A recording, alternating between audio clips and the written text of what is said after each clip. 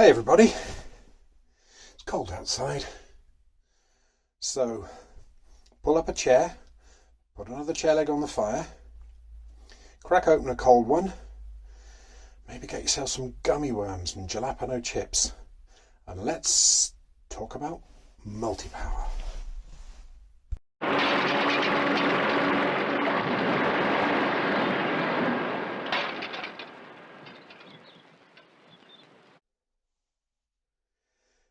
So, what is multipower? Who knows? Who knows what it does, how it works, or why it does it? Well, that's what we're going to find out. It was been around for a while. It was first introduced, I think, with a 65 in about 1958, something like that, something along those lines. And it was a direct response to International's torque amplifier, which was a nice full power shift system, high-low gear splitter, very efficient, it's very nice, and protected under copyright. So Massey wanted to come out with something else, something similar, so they came up with multipower. And you've got to bear in mind, at the time Massey came out with multipower, Ford was still struggling with the invention of the wheel. John Deere had mastered the wheel, but they still thought it was a good idea to strap a stationary engine to it. So Massey and International were way ahead of the game when they came out with their power shift systems. It's got a lot of bad press over the years because people say, yeah, multipower runs away with you on hills. Can't tow start it, it's really complicated and expensive to repair. Well, it does run away with you on hills if you don't know what you're doing and you don't know how to use it. You can't tow start it. Well, yeah, that was by design actually. And it's really complicated and difficult to repair. And I would say that's actually not true. If you know how to get the cab off a 500 series, and you know how to split a tractor, then you can do multipower. You don't need special tools for it. It's actually very, very basic in its operation. It's much actually simpler than torque amplifier and things like that. And as for the safety aspects, well, it was never a secret. In every manual you get for a Massey tractor, it says no engine braking in low. If you look at the switch on the 100 series, there's a big sign next to the switch that says no engine braking in low. On the 500s and the 600s, there's a little symbol next to the switch, and it's all red with a little brake and an engine, implying that in pictures there's no engine braking in low. So it's not a big secret. It's not something they try to hide from you. It's not a design flaw either, as some people will tell you. It's just a matter of knowing what you're doing with it.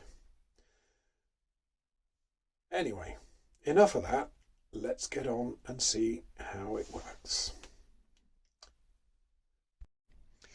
But if you look at this gearbox, you'll notice a few things about it. This is, as I said earlier, I think out of a 698.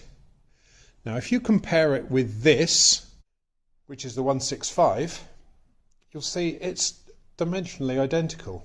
In fact, it looks pretty much like the same casting. That's because it is the same casting. Well, almost. With these later ones, they added these for cab mounts, but apart from that, it's the same casting. So, in theory, this being out of a 698, it would fit into this, being a 590, this being a 165, and even as far back as the 65. So this gearbox design, the 3-speed, remained pretty well unchanged from the 65 in, I think, early 1950s, 52, something like that, right up to the 698, which was the last one to use it. It existed in a 3-speed multipower or a 4-speed variation. And this one, as you know, is a multi-power. So before we start to look at how it actually works, we need to clear the decks for action, as it were. So we've got to get the selectors, the rails, the detents and the selector forks, and of course the lockout on the back here, which prevents you selecting 2 gears at once. Got to get all that stripped out. Then we need to get the clutch cross shaft,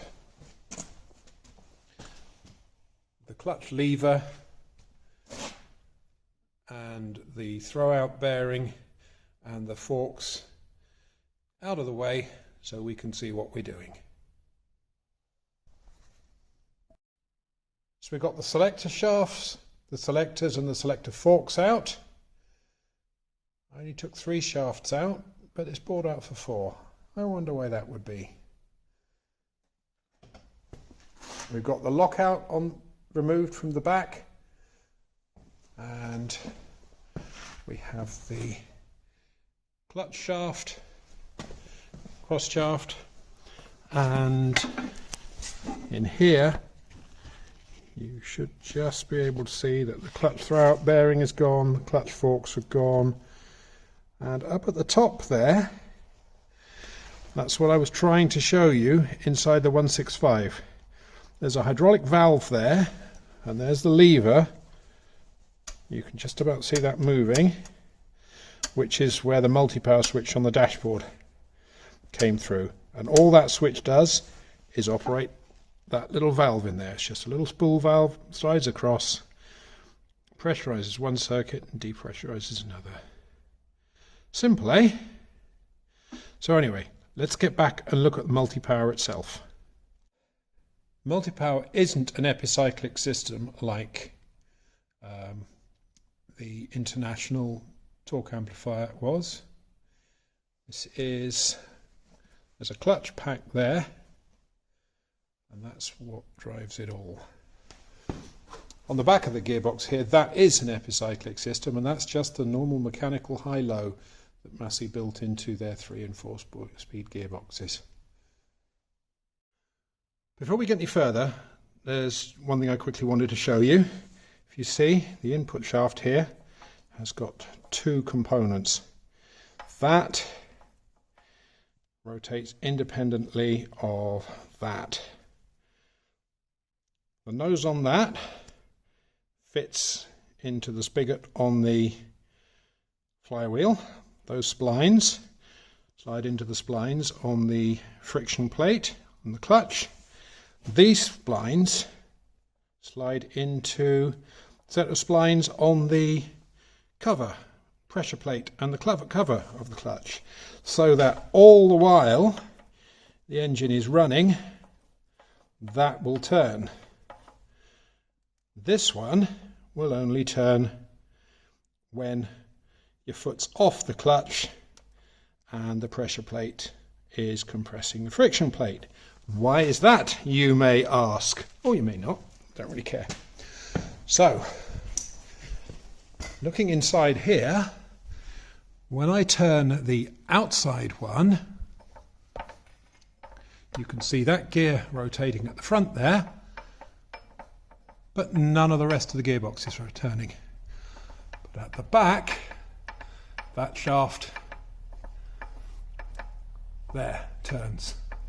So all the while the engine's running, that's turning, and that's driving your hydraulic pump and your PTO pack. The one on the inside, when you turn it, that turns your gearbox. So when you put your foot on the clutch, it stops the gearbox from turning, but hydraulic pump and a PTO pack continue to turn.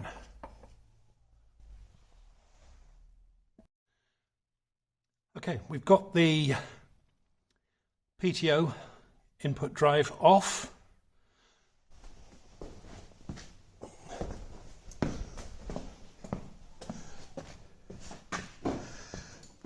And you can see attached to the input drive is, there's your little spool valve for multipower, and there's a bearing carrier, and there's the gear that drives the main PTO shaft that runs along the bottom of the transmission.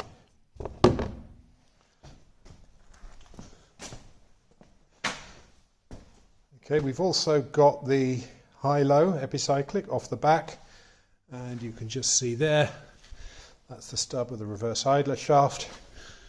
That's the PTO shaft, which now no gear on the end of it, so it just spins nice and easily. And that is the drive that goes into the epicyclic and then from the epicyclic out to the diff.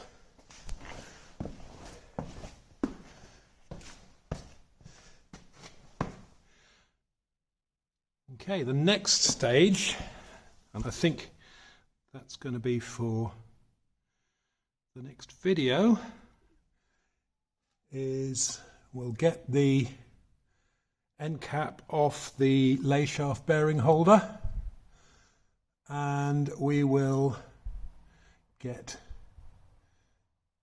the main shaft out of the back of the gearbox and get multi-power unit out and start having a look at that. Okay, well, thanks everyone for watching. I hope it's been interesting, and I'm sorry that it's not the full thing. I just get carried away. But one thing before we go is having a look at the side of this gearbox.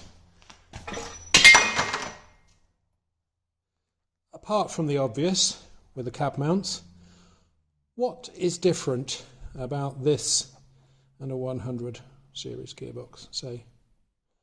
I'll give you a cute clue. You're looking straight at it.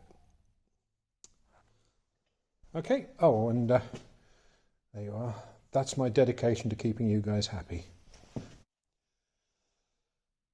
Anyway, as anyone who knows me will tell you, I can probably carry on talking about this all night, by which time those of you who are still watching will probably have gouged your own eyes out and stuffed pencils through your eardrums so you don't have to listen.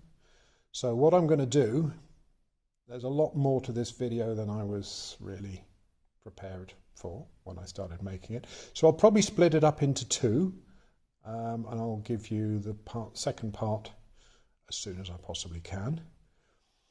May even be three, I don't know. Let's see how it goes. But anyway, I think that's enough for today. So thank you all for watching, and to all my new subscribers, thank you all for subscribing, and see you soon. Bye. Anyone who thinks that's the best tractor of its time obviously never drove a 3080.